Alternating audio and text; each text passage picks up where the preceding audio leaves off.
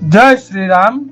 આજે તારીખ 2/10/2025 ને વિજયાદશમીના પાવનકારી પર્વના રોજ સહસ્ત્રપણા પાર્શ્વના ટ્રસ્ટ સંચાલિત મહાવીર અન્નક્ષેત્રના સહયોગથી કરુણા સેવક ગૌસેવા ચેરિટેબલ ટ્રસ્ટના ગૌસેવકોએ 70 ડઝન કેળા, 20 કિલો મગફળી અને 25 કિલો ટમેટા આ બધા જ ખાદ્ય પદાર્થ સુરત સોનગઢ પાસે આવેલા ગૌમુખ વિસ્તારના જંગલમાં વસતા કપિરાજોને અર્પણ કર્યા।